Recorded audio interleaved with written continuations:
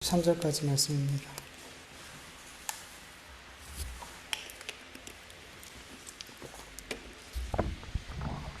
한 절씩 교독합니다. 제가 먼저 읽겠습니다.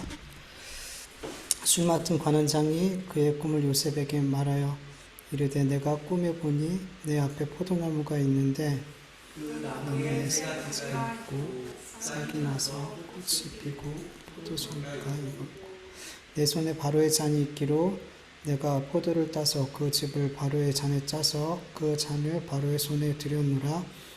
그에게 이르되 그 해석을 이러하니 세 가지는 사흘이라. 지금부터 사흘 안에 바로가 당신의 머리를 들고 당신의 전직을 회복시키리니 당신이 그 전에 술 맡은 자가 되었을 때 하던 것 같이 바로의 잔을 그의 손에 드리게 되리이다. 당신이 잘 되시거든 나를 생각하고 내 은혜를 베풀어서 내 사정을 바로에게 이르소서. 이 집에서 나를 건져주소서. 나는 히브리 땅에서 끌려온 자요 여기에서도 옥에 갇힐 일을 행하지 아니하였나이다. 떡 굽는 관원장이 내 해석이 보고 요셉에게 이르되 나도 꿈에 보니 흰떡 새 광주리가 내 머리에 있고 맨 윗 광주리에 바로를 위하여 만든 각종 구운 음식이 있는데 새들이 내 머리의 광주리에서 그것을 먹더라. 그 새 속은 이러하니 새 광주리는 사흘이라. 지금부터 사흘 안에 바로가 당신의 머리를 들고 당신을 나무에 달리니 새들이 당신의 고기를 뜯어 먹으리이다 하더니 제3일은 바로의 생일이라. 바로가 그의 모든 쌀을 위하여 잔치를 베풀 때 술 맡은 관원장과 떡 굽는 관원장에게 그의 신하들 중에 머리를 들게 하니라.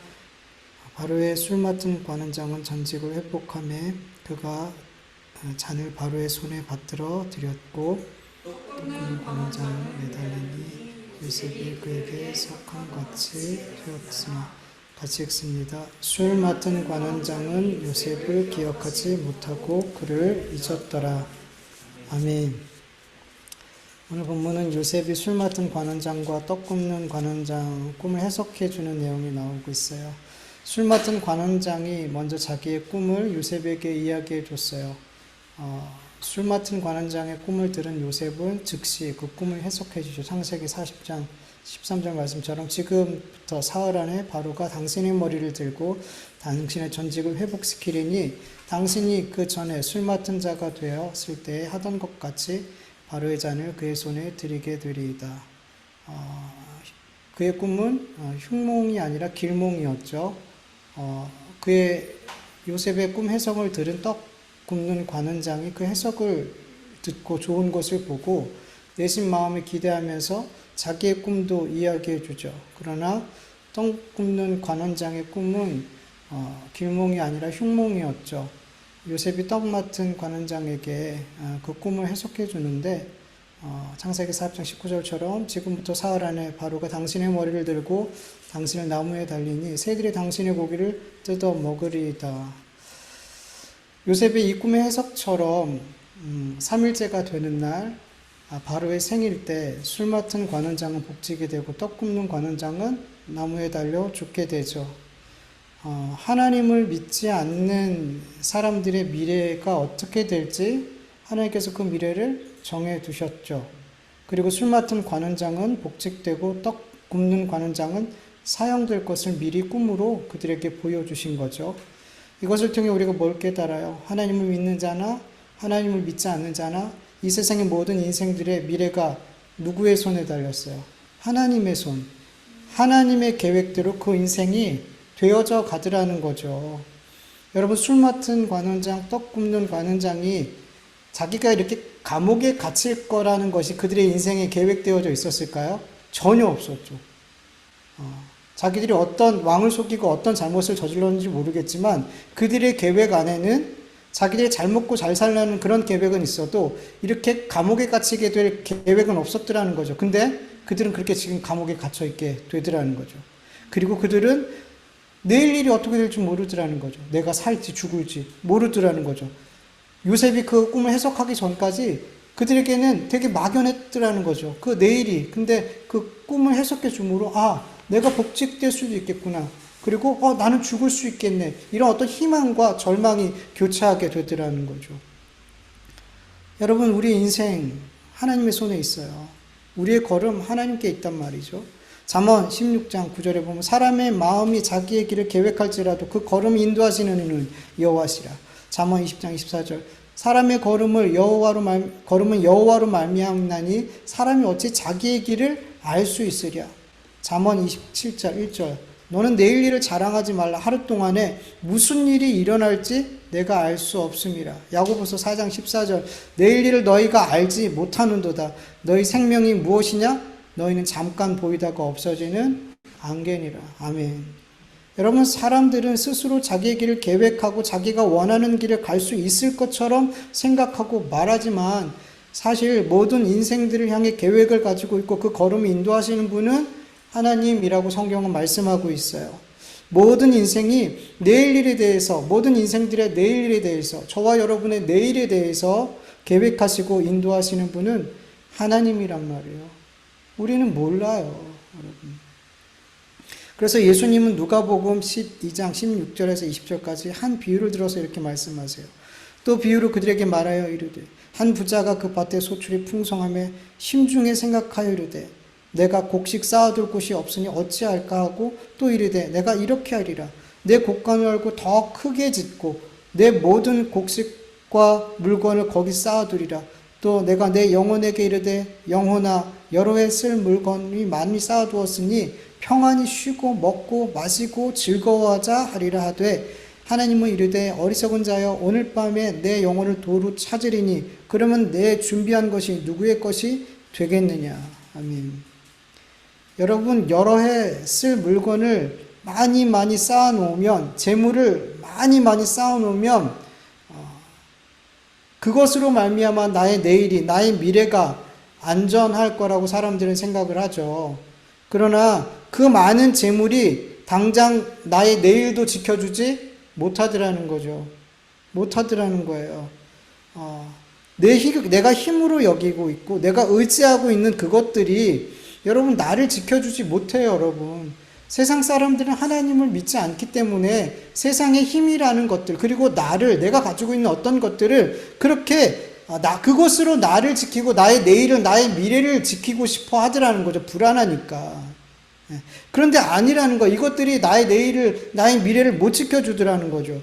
여러분, 느부갓네살 왕에게 하나님께서 어마어마한 권능을 주셨어요. 그런데 그 사람은 자기 권세가, 능력이 영원할 것처럼 생각을 했어요. 그런데 하나님 뭐라 그러냐면 네가 사람들한테 쫓겨나가서 7년 동안 풀을 먹고, 소처럼 풀을 먹고 이슬을 맞고 네 손톱은 독수리처럼 그렇게 발톱처럼 길게 되고 그렇게 너 짐승처럼 살 거야. 그 말씀이 떨어지고 얼마 있다가 진짜 그 권세, 누구도 건들 수 없을 것 같은 그 어마어마한 권세 있는 느부갓네살이 그렇게 짐승처럼 쫓겨나서, 사람들한테 쫓겨나서 짐승처럼 살더라는 거죠. 내가 가지고 있는 그 어떤 것, 나를 하나님처럼 만드는 힘이 있다 할지라도 여러분 그게 나의 내일을 못 지켜주더라는 거죠. 왜냐하면 나의 미래, 나의 내일을 계획하시고 인도하시는 분, 나의 인생을 자주유지하고 계시는 분은 하나님이시니까. 근데 여러분, 하나님 믿지 않는 사람들에게 당신의 내일은, 당신의 미래는, 당신의 전 생애는 하나님이 당신을 창조하기 전에 하나님의 뜻과 계획 안에서 이미 계획되어져 있어요. 예정되어져 있어요. 작정되어져 있어요. 이렇게 말하면 그 사람들이 그 말을 동의할까 안 할까요? 동의하지 못하죠. 전혀 동의할 수 없죠. 왜냐하면 하나님을 믿지 않는 사람들은 내 인생은 나의 거예요. 내 거예요. 내가 주인이란 말이에요. 선악과를 먹은 아담과 하와의 후손들은 모두 다 내 인생은 내 거라고 생각해요. 나의 내일도 내 거고 나의 미래도 내 거고 내 생명도 내 거고 다 내 거야 라고 생각하면서 산단 말이죠. 근데 하나님이 나의 내일, 나의 미래를, 내 온 생애를 하나님의 뜻과 계획 안에 작정하셨다면 너무 불쾌한 일이라는 거죠. 전혀 동의하고 싶지 않아요. 그런데 여러분, 믿지 않는 자들이 어떻게 생각하고 어떻게 말하든 자기 인생이 자기 뜻대로 되어지냔 말이죠. 내 인생은 내 거야. 나의 내일은 나에게 달려있어. 내가 어떻게 준비하냐에 따라서 나의 미래가 달라져. 이렇게 생각하면서 살아가고 있는 그들, 정말 그들이 그 인생, 그가 생각한 대로, 그가 목적한 대로 그렇게 흘러가냔 말이죠. 아니에요, 여러분. 우리도 겪지만 내가 계획하고 내가 생각했던 대로 내 인생이 되어지지 않더라는 거죠. 그걸 너무 많이 겪더라는 거죠. 모든 사람들이. 생각해 보세요. 내 뜻대로 됐어요. 내 목적대로 됐어요. 내가 계획한 대로 됐어요. 그러면 우리가 지금 그 삶을 그 사람들이 살고 있겠냐는 거죠. 아니에요. 지금 그 사람들, 그들이 원하는 대로, 그 목표한 대로 못 이루고 살고 있어요. 그래서 그렇게 있고 있는 거예요. 제가 지금 여기 왜 있을까요? 저의 뜻이 안 이루어졌기 때문에 제가 여기 있는 거예요. 제가 목사가 됐다고 해요. 그래도 목사가 되어도 지금 제가 이 자리에 있는 것은 하나님의 뜻이 이루어지기 때문이에요. 제 계획이 이루어졌으면 저는 여기 안 있죠. 벌써 도망갔죠. 다른 교회에서 사역하고 있겠죠. 근데 제 계획이 아니라 하나님의 계획이 이루어지기 때문에, 제 삶에 하나님의 뜻과 계획이 임하고 있고 저의 걸음을 인도하기 때문에 제가 오늘 여기서 설교하고 있는 거죠. 여러분, 모든 인생들과 이 역사는 하나님의 뜻과 계획 안에 분명한 목적지를 향해서 달려가고 있다는 것을 믿으시길 축원합니다.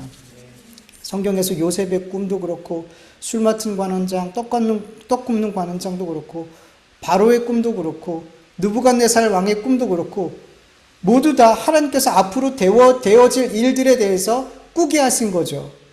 선명하게 그 꿈속에서 앞으로 되어질 일들을 보여주셨단 말이에요. 그리고 그대로 이루어졌죠.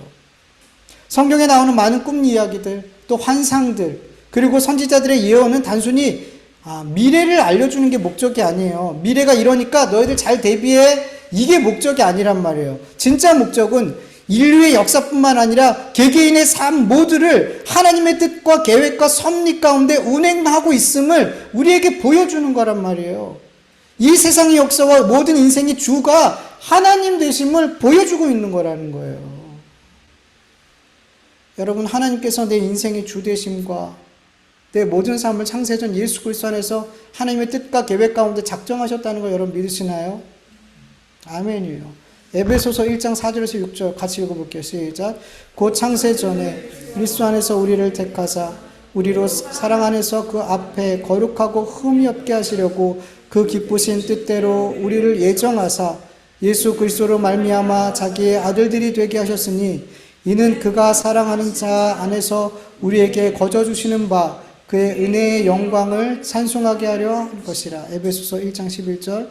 모든 일을 그의 뜻대로 결정하시는 다시 읽을게요. 모든 일을 그의 뜻의 결정대로 일하시는 이의 계획을 따라 우리가 예정을 입어 그 안에서 기업이 되었으니. 아멘.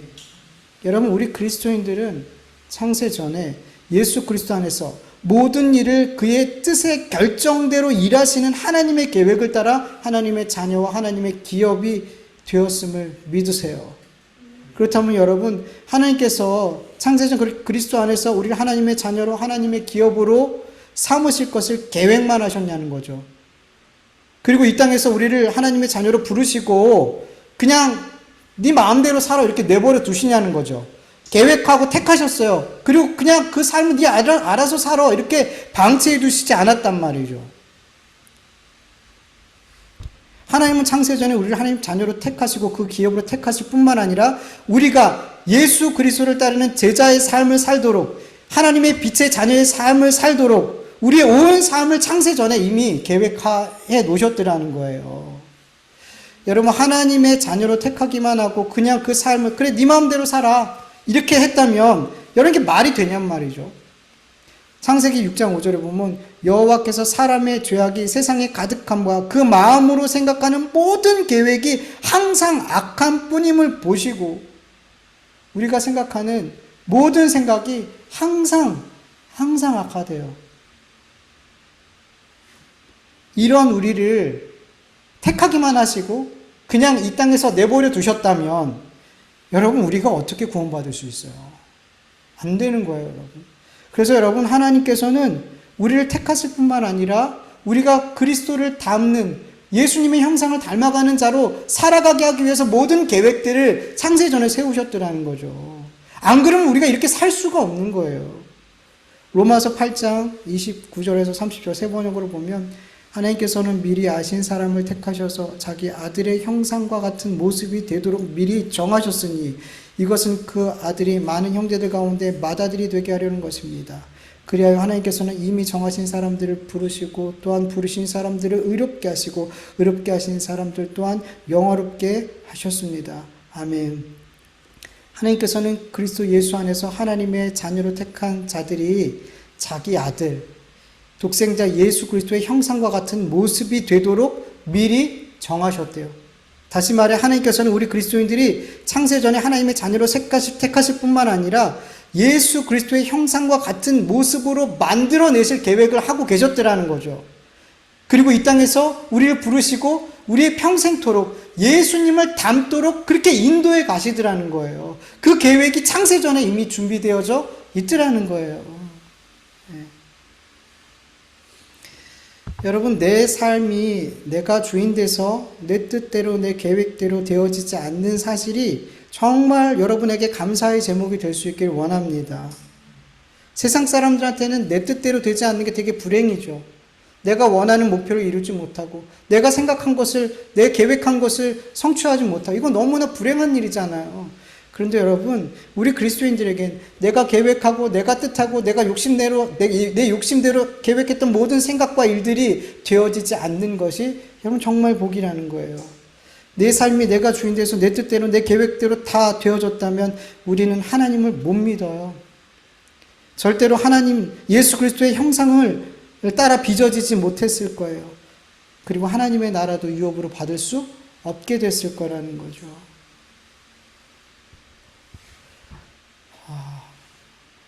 여러분, 로마서 1장 28절 이하의 말씀을 보면요. 또한 그들이 마음에 하나님 두기를 싫어하며 하나님께서 그들을 그 상실한 마음대로 내버려 두사 합당하지 못한 일을 하게 하셨으니 곧 모든 불의, 추악, 탐욕, 악의가 가득한 자요, 시기, 살인, 분쟁, 사기, 악독이 가득한 자요, 수근수근하는 자요, 비방하는 자요, 하나님께서 미워하시는 자요, 능욕하는 자요, 교만한 자요, 자랑하는 자요, 악을 도모하는 자요, 부모를 거역하는 자요, 우매한 자요, 배약하는 자요, 무정한 자요, 무자비한 자라.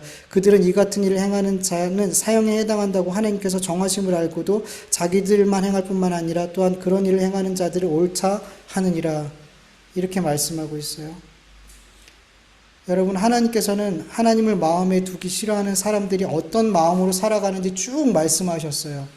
그리고 이러한 삶을 사는 사람은 하나님 앞에 사형당하는 사람이래요. 심판받아야 될 사람들인데요. 근데 하나님께서는 이렇게 하나님 두기를 싫어하는 이 마음을 하나님 믿지 않는 그들에게 그냥 그 마음대로 살도록 내버려 두셨대요. 내버려 두셨대요. 여러분, 우리 그리스도인들도 마찬가지예요. 하나님께서 우리를 그냥 내버려 두시면 우리도 똑같이 살 수밖에 없어요. 그런데 하나님께서 우리를 내버려 두시지 않는다는 거예요. 그게 은혜고 그게 구원이에요.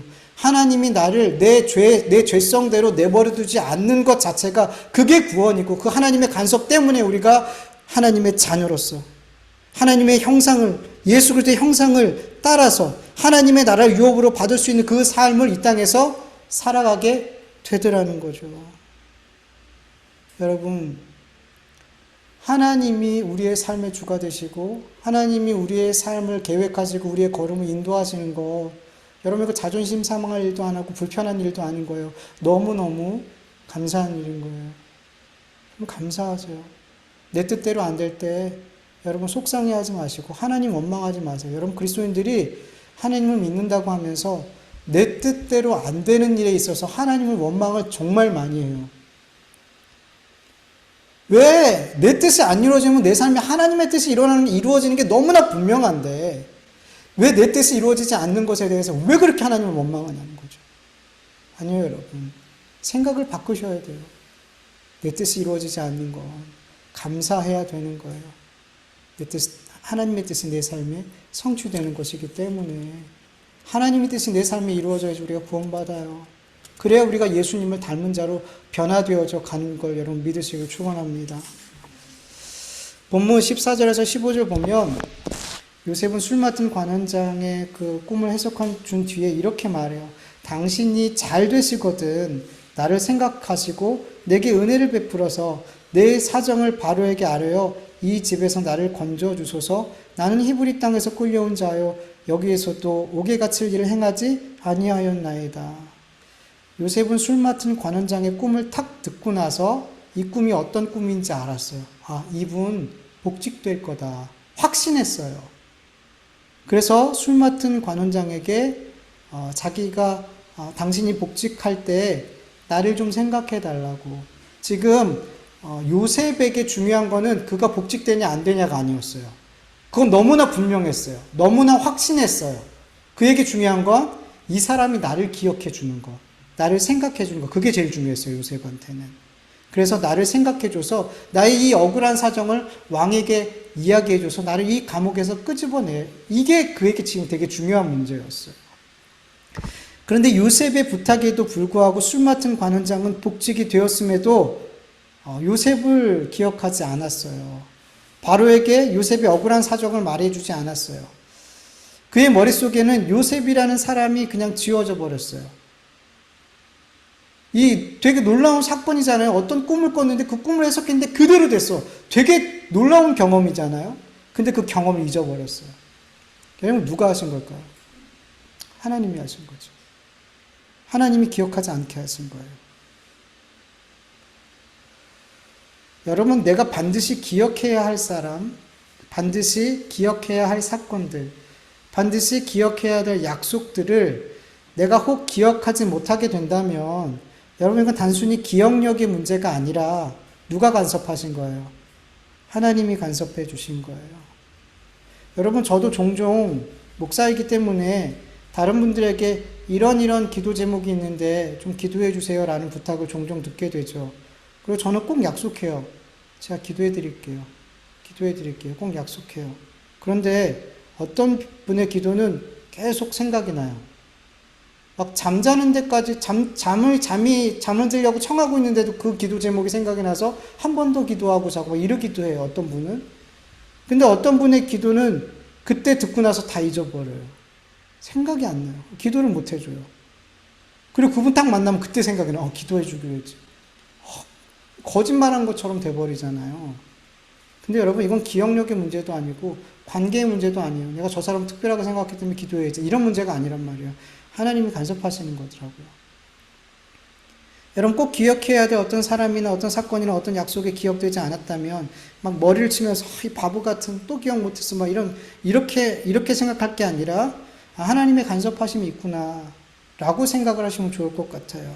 하나님께서 나에게, 그리고 그 사람에게 하실 일이 있기 때문에 그 사람이 생각나지 않고 그 사건이 생각나지 않고 그 약속이 기억나지 않게 하신 거라는 거예요.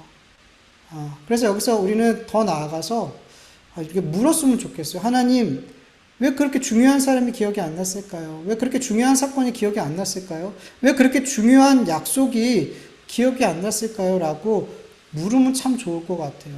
왜냐하면 이걸 물을 때 거기서도 우리는 하나님의 뜻을 발견하거든요. 나를 향하신, 그 사람을 향하신, 기억 안 나게 하신 하나님의 뜻이 분명히 있잖아요. 우리 성경을 보면 분명히 있단 말이에요. 기억 안 나게 한 하나님의 뜻이 있단 말이죠. 그것을 발견하게 될 때 그게 나에게 유익이 되는 거예요. 네. 그래서 이런 일들이 있으면 여러분 기도하세요. 그런 것조차도 하나님, 저분을 만났는데 제가 기도해 주기로 약속했는데 기억이 안 났어요. 하나님, 왜 그럴까요? 기도하면 알아요. 그 기도 제목이 하나님 앞에 올바르지 않은 거예요. 그럼 어떻게 돼요? 다른 기도를 해주는 거죠. 그분을 위해서. 그러니까 유익이 되는 거예요, 여러분. 그래서 기억 못하게 되는 것조차도 여러분, 우리의 것이라고 생각하는 것 가운데 우리의 것이 진짜 없어요, 여러분. 기억하는 것조차도 여러분, 내가 하는 거, 내가 할 수 있을 것 같고, 내가 다 할 수 있을 것 같고, 내가 다 챙길 수 있을 것 같잖아요. 아니더라는 거죠. 기억조차도 하나님의 간섭하심이 있더라는 거예요, 여러분. 하나님은 우리에게 그러잖아요. 지식에게까지 새로워져라. 지식까지도 새로워져라. 우리의 생각까지도. 모든 게 새로워져야 돼요. 예수님을 만나게 되면. 주님이 그렇게 하신단 말이죠. 주님이 다 간섭하신다는 거예요, 그러니까. 술 맡은 관원장의 꿈을 해석해 준 뒤에 요셉은 기대했을 거예요. 내가 여기서 나갈 수 있을 거다. 술 맡은 관원장에게 꿈을 해석해 주고 당신이 잘 되시거든 나를 생각해 주셔서 바로에게 저의 억울한 사정을 이야기해 주셔서 저를 좀 나가게 해주세요라고 이야기했을 때 술 맡은 관원장이 그 꿈의 해석을 듣고 되게 좋잖아요. 어떻게 대답했을 것 같아요?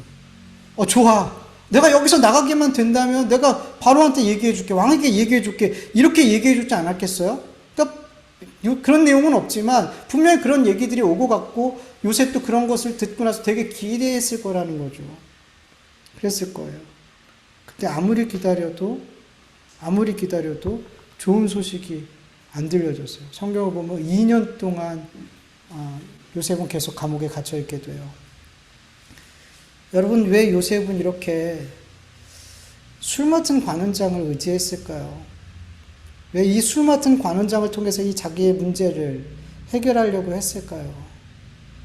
여러분, 분명 감옥 생활이 힘들었겠죠. 아무리 간수장의 은혜를 입고 있어도 감옥은 감옥이잖아요. 그래서 빨리 이 감옥에서 나가고 싶었을 거예요. 그래서 요셉이 현실로 볼 때는 방법이 없었죠. 나갈 수 있는 방법이 안 보여요. 그런데 술 맡은 관원장이라는 높은 지위를 가진 사람의 꿈을 해석하는 가운데 이 감옥에서 나갈 수 있는 길이 보이기 시작한 거죠. 그래서 이 술 맡은 관원장을 의지하고 그를 통해서 감옥에서 나가려는 시도를 했던 거예요. 요셉의 이런 행동이 여러분 충분히 이해가 되지 않나요? 우리 같아도 내가 절대 해결할 수 없는 문제가 있는데 이 문제를 해결해 줄 수 있는 힘 있고 능력 있는 사람이 내 앞에 나타나면 도움을 청하지 않겠어요? 청하고 싶잖아요. 그런데 여러분, 우리 그리스도인들은 당장 나에게 도움을 줄 수 있는 그런 사람이 눈앞에 나타나도 가장 먼저 우리가 의지의 대상은 누구예요? 하나님이죠. 분명 하나님께서 그 보내신 사람을 통해서 내 문제를 해결해 주실 수도 있어요. 그 문제를 해결해 주시기 위해서 나에게 보낸 사람일 수도 있어요. 그쵸? 근데 아닐 수도 있죠. 이 사람이 적임자 같아. 나의 문제를 해결해 줄 수 있는 적임자 같아. 누가 봐도. 그래서 하나님이 보낸 사람인 것 같아. 근데 아닐 수 있다는 거죠. 아닐 수 있어요. 그래서 뭐 해야 되는 거예요? 기도하는 거죠. 기도하는 거죠. 우리 그리스도인들은 기도를 통해서 끝까지 하나님을 의지하고 하나님의 방법을 구하고 하나님의 때까지 기다려야 되는 거예요. 그런데 요셉은 감옥에서 정말 하루라도 빨리 나가고 싶은 마음이 너무 앞서서 눈앞에 있는 자기 문제를 해결해 줄 수 있는 사람이 나타나자, 그리고 충분히 그럴 수 있는 상황이 되어지자 그 술 맡은 관원장을 의지했고 하나님의 방법을 기다리지 못하고 자기의 방법으로 이 감옥을 나가려고 했더라는 거죠. 요셉은 하나님의 때를 기다리지 못하고 분명 잘못된 결정을 한 거죠. 실수한 거죠. 여러분, 사람을 하나님보다 더 기대하고 사람의 힘을 하나님보다 더 신뢰하고 사람을 하나님보다 더 두려워하게 되면 여러분, 우리가 의지하고 신뢰하고 두려워하는 그 사람에게 좌절을 맛보게 될 거예요. 실망하게 될 거고 때론 배신을 당하게 될 거예요. 가까운 가족이라고 할지라도 친구라고 할지라도 세상에 높은 지위와 힘을 가지고 있는 사람이라 할지라도 사람에 대한 기대와 소망과 의지함과 두려움은 반드시 우리 그리스도인에게는 올무가 돼요. 여러분, 그리스도인들이 사람을 기대하고 사람의 힘을 의지하고 신뢰할 때, 때로는 두려워할 때 지금 하나님과 나와의 관계가 문제가 있다라는 것이라고 생각하면 분명해요. 하나님보다 그 사람이 더 커 보이고 그 사람이 하나님의 힘보다 더 큰 힘을 갖고 있는 것 같고 하나님보다 그 사람이 더 두려워 보이면, 그래서 그 사람에게 소망을 두고 그 사람을 의지하고 두려워하고 그 사람의 말을 따르고 순종하게 되면 여러분, 그 사람이 지금 나에게 뭐예요? 하나님이죠. 하나님이라는 우상이 된 거예요. 그래서 성경은 이렇게 말씀하세요. 이사야서 31장 1절에서 3절 세 번역으로 보면 도움을 청하러 이집트로 내려가는 자들에게 재앙이 닥칠 것이다. 그들의 군마를 의지하고 많은 병거를 믿고 기마병의 막강한 힘을 믿으면서 이스라엘의 거룩하신 분을 바라보지도 않고 주님께 구하지도 않는다. 그러나 주님께서는 지혜로우셔서 재앙을 내리실 것이다. 이미 하신 말씀은 취소하지 않으신다. 주님께서 일어나셔서 악을 일삼는 자의 집을 치시며 악한 일을 돕는 자를 치실 것이다. 이집트 사람은 사람일 뿐이다. 하나님이 아니며 그들의 군맛 또한 고깃덩어리일 뿐이며 영이 아니다. 주님께서 손을 들어 치시면 돕는 자가 넘어지고 도움을 받던 자도 쓰러져서 모두 함께 멸망할 것이다. 마태복음 10장 28절 몸은 죽여도 영혼은 능히 죽이지 못하는 자들을 두려워하지 말고 오직 몸과 영혼을 능히 지옥에 멸하실 수 있는 이를 두려워하라. 아멘. 여러분, 우리 그리스도인들에게 어떤 사람이 때로는 세상에 어떤 무엇인가를 하나님의 자리에 두게 되면 내가 영적으로 되게 어려운 상태에 있다는 걸 알아야 돼요. 여러분, 세상에서 가장 힘 있는 사람이라 할지라도 그 사람이 혹 나의 생명까지도 좌지우지할 수 있는 그런 사람이라 할지라도 그 사람은 하나님이 아니죠. 하나님이 아니죠. 여러분, 느부갓네살 왕에게 하나님께서 큰 권세와 힘을 주셨어요. 그래서 많은 사람의 생명까지도 좌지우지할 수 있는 사람이 됐어요. 그러나 그렇게 마치 모든 사람이 모든 것을 그 뜻대로 할 수 있는 것 같은, 마치 하나님처럼 보이는 그 느부갓네살 왕 앞에서 오직 하나님만을 의지하고 두려워했던 다니엘의 친구들 사드락과 메삭과 아벳느고는 이렇게 말할 수 있었어요. 느부갓네살을 자기가 만든 그 신상에게 절하라고, 안 그러면 풀무불에 던져 넣겠다라고 말할 때 그들이 이렇게 말하죠. 다니엘 3장 17절에서 18절. 왕이여, 우리가 섬기는 하나님이 계시다면 우리를 맹렬히 타는 풀무불 가운데서 능히 건져내시겠고 왕의 손에서도 건져내시리이다. 그렇게 하지 아니하실지라도 왕이여, 우리가 왕의 신들을 섬기지 아니하고 왕이 세우신 금신상에도 절하지 아니할 줄 아옵소서. 아멘. 아무리 나를 7배나 더 뜨거운 풀무불에 던져 태워 죽인다 할지라도, 그런 힘과 권세가 있어도 그 사람은 하나님이 아니고 사람일 뿐인 거예요. 내 생명까지 좌지우지할 수 있는 사람이라고 할지라도 그가 하나님이 될 수 없단 말이에요. 나의 너무나 엄청난 문제를 해결해 줄 수 있는 힘이 있다고 해서 그가 하나님의 자리에 있으면 안 된단 말이죠. 내가 그 사람을 하나님의 자리에 두어서는 안 된단 말이죠. 여러분, 나의 생명뿐만 아니라 영혼까지도 능히 지옥에 멸하실 수 있는 그 분이 참 하나님이세요. 그 하나님을 의지하고 두려워할 때 우리 그리스도인들은 아무리 힘있고 권세 있는 사람이라 할지라도 그 사람을 나의 의지로 삼지 않고 나의 힘으로 삼지 않고 나의 구원으로 삼지 않고 하나님의 말씀보다 그 사람의 말을 더 두려워하여 잘못된 선택을 하지 않게 된단 말이에요. 이사야서 2장 21절. 너희는 인생을 의지하지 마라. 그의 호흡이 코에 있나니 생활 가치가 어디에 있느냐. 여러분, 사람은 사람일 뿐이에요. 많이 가지고 있어도, 많은 힘을 가지고 있어도, 많은 인기와 명예를 누리고 있어도 사람이에요. 사람이에요. 그가 우리의 의지의 대상이 아니란 말이죠. 우리에겐 예수님이 있잖아요. 여러분, 생각을 해보세요. 그 사람이 많은 물질을 갖고 있어요. 나는 예수님을 가지고 있어요. 뭐가 부럽죠? 그 사람이 세상에 가장 높은 지위를 가지고 있어요. 나는 하나님의 아들이에요. 뭐가 부럽죠? 뭐가 부럽고 뭐가 의지할 대상이 되겠냔 말이에요. 우리에게는 예수님이 계신데, 나는 하나님의 자녀의 권세가 있는데, 도대체 이 세상의 것, 이 세상 그 누구가 나의 의지가 될 수 있겠냐는 거죠.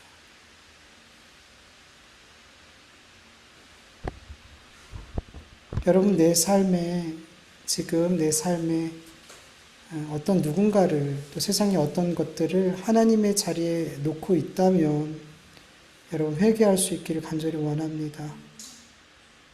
하나님만을 의지하고 하나님의 방법을 따르고 하나님의 때를 기다릴 수 있기를 간절히 축원합니다. 사람은 사람이에요. 사람은 사람이에요. 우리가 사랑해주고 위해서 기도해주고 그리스도의 사랑을 나눠야 될 그냥 사람이에요. 우리의 의지의 대상이 아니라는 것을 믿으시길 축원합니다. 우리 같이 말씀을 기억하면서 잠깐 기도하죠. 하나님 감사합니다. 오늘도 하나님 앞에 귀한 예배 올려드리게 하여 주셔서 감사합니다. 가운데 우리가 드린 찬송을 받아줄 수 없어서 우리의 기도를 받아줄 수 없어서 하나님 아버지 우리가 또 드린 이 시간 예배 가운데 드리는 말씀 가운데 하나님 우리에게 말씀해 주셨습니다. 우리가 어떠한 삶을 또한 살아야 되는지 오늘도 다시 한번 말씀해 주셨습니다. 하나님 도와주시옵소서. 하나님의 말씀이 내 심령에 아버지 하나님 살아있는 말씀이 되어서 내 죽어있는 심령을 살려주시옵소서.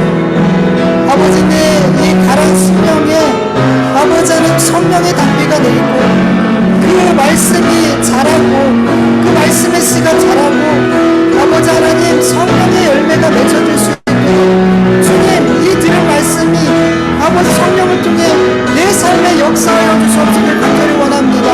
하나님 도와주시옵소서. 하나님 도와주시옵소서. 하나님 나의 인생의 걸음이 나에게 있지 않습니다. 내가 아무리 잘 계획하고 아버지 내일을 위해서 미래를 위해서 잘 준비해도 우리가 내일 일조차도 알지 못합니다. 하나님 내일 일을 하나님이 준비하고 계십니다. 하나님이 계획하고 계십니다. 그래서 우리는 나의 내일을 준비하고 인도하고 계신 그 하나님만을 의지하고 하나님만을 붙들고 살아가면 됩니다. 하나님과 함께하면 됩니다. 그렇게 내일 하루하루를 하나님과 동행하면서 사는 것 그게 가장 좋은 가장 안전한 가장 복된 삶이라는 것을 우리가 기억하며 살게 하여 주시옵기를 간절히 원합니다. 그리고 하나님께서 예수 그리스도 안에서 창세전에 나를 택하시고 내 인생을 어떻게 계획하셨는지 아버지 우리가 분명히 믿게 하여 주시옵소서. 우리를 향한 하나님의 계획은 행복입니다. 구원입니다. 아버지의 생명입니다. 하나님의 나라입니다. 하나님 그것을 기억하며 매일매일 나를 위해서 준비해 놓으신 그 하나님과 동행하는 삶을 살 수 있도록 역사하여 주시옵소서. 하나님 우리의 기억조차도 하나님의 손에 달렸습니다. 우리가 기억하지 못하는 것, 기억하는 것 이조차도 하나님의 계획 가운데 하나님의 뜻 가운데 있음을 믿게 하여 주셔서 세상의 그 어떤 것도 내 것이라고 생각하는 것이 아버지 하나도 없습니다. 다 하나님의 것 하나님의 은혜로 주어진 것을 믿게 하여 주시옵소서. 지시기까지 새롭게 하시는 하나님, 기억까지도 새롭게 하시는 하나님, 기억까지도 간섭하시는 하나님임을 믿습니다. 주님 도와주셔서 그 하나님 우리에게 모든 것을 의지할 수 있게 도와주시옵소서. 하나님 우리가 사람을 의지하지 않게 해주시옵소서. 하나님만을 의지하게 해주시옵소서. 세상에 그 어떤 힘을 가진 사람도 내 문제를 해결해 줄 수 있는 사람도 사람일 뿐입니다. 하나님이 아닙니다. 내가 세상에서 하나님의 자리에 놓는 사람 세상에 그 어떤 것들을 다 내려놓게 해주시옵소서. 하나님이 오직 내 삶에 하나님 되게 하여 주시옵소서. 하나님의 자리에 온전히 하나님이 계시고 내가 있어야 될 그 자리에 내가 잘 지킬 수 있도록 도와주시옵소서. 감사합니다. 주님의 이름으로 기도합니다.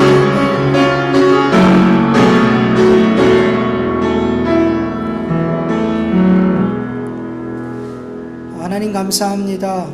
오늘 하나님 앞에 예배할 수 있도록 도와주신 것 감사합니다.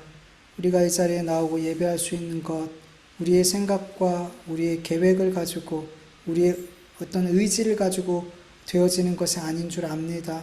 하나님께서 이곳에 우리를 불러주시고 예배의 자리 앞에 서게 하여 주셨기 때문에 오늘도 우리가 이렇게 하나님 앞에 예배 드릴 수 있게 된 것임을 믿게 하여 주시옵소서. 그럴 때 이 예배가 정말 하나님의 은혜라는 것을 고백하게 될 줄 믿습니다.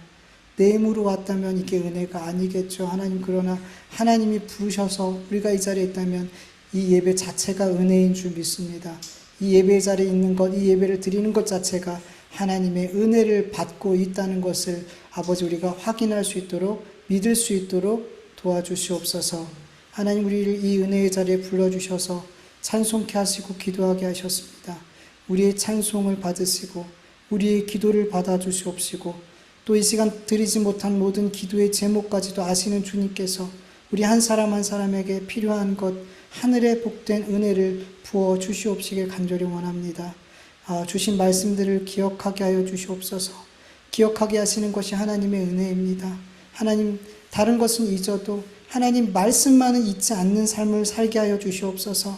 말씀을 날마다 기억하고 내 걸음걸음마다 이 말씀으로 저희를 인도하여 주셔서 우리가 하나님의 그 선하신 인도하심을 끝까지 잘 따라 하나님의 나라, 갈 때까지, 그 자리, 그 하나님 앞에 설 때까지 그 말씀을 매일매일 순종하며 따라갈 수 있도록 그렇게 늘 말씀을 기억하는 삶이 되게 하여 주시옵소서. 하나님, 우리의 삶을 정말 하나님께 맡겨드리길 원합니다. 우리가 우리의 내일 일을 알 수 없습니다. 당장 오늘 밤이라도 하나님이 부르시면 우리는 갈 수밖에 없는 인생들입니다.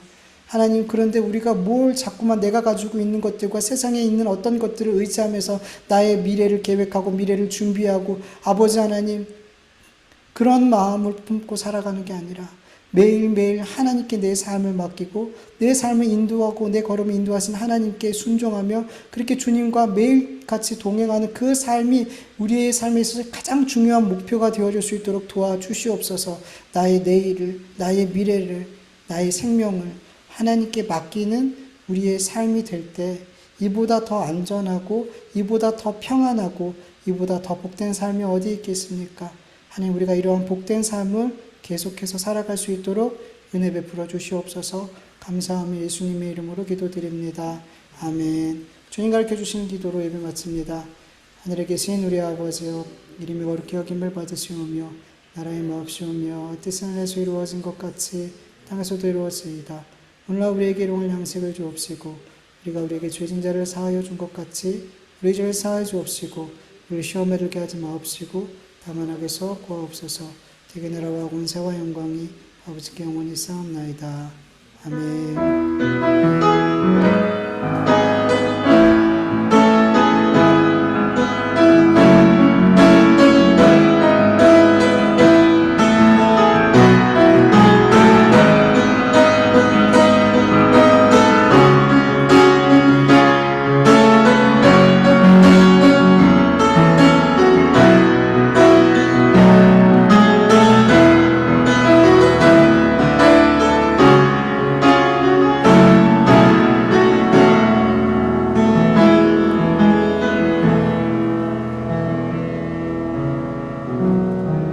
예배를 받으신 하나님께 감사와 영광의 박수 올려드립니다. 하나님 감사합니다. 예배를 받으신